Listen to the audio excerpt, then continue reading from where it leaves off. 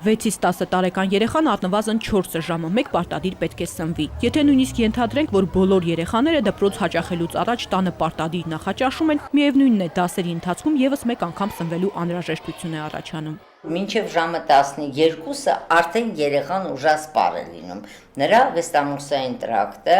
գործում է, ինքը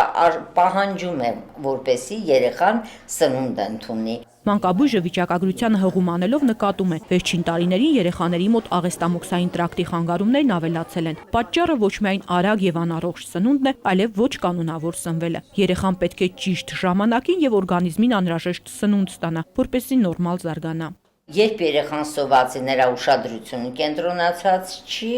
նա չի կարող լավ սովորել կամ ուշադիր լինել։ Կրթության եւ գիտության նախարարությունը Պարենի համաշխարհային կազմակերպության հետ 2014-ից 16 թվականներին կայուն սնունդ դպրոցին փորձնական ծրագիր է իրականացնի։ Սկզբնական փուլում դպրոցում սնունդ կստանան 3 մարզերի՝ Վայոց ձորի, Սյունիքի եւ Արարատի տարրական դպրոցների աշակերտները։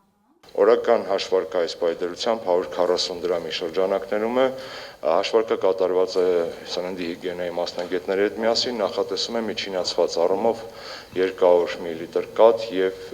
հացեղեն կամ բուրգեղեն համապատասխան իր տարբերակներում։ Կայուն սնունդ դպրոցին փորձնական ծրագիրը հետագայում կկիրառվի հանրապետության բոլոր դպրոցների տարրական դասարաններում։ Նախարարությունում վստահ են, այն կնպաստի ոչ միայն երեխաների նորմալ աճին ու զարգացմանը, այլև հանրակրթության որակի բարձրացմանը։ Ազնիվ Կարապետյան, Օֆելիա Կամավոսյան, Նորայր Շարբաթյան, ժամը լրատվական։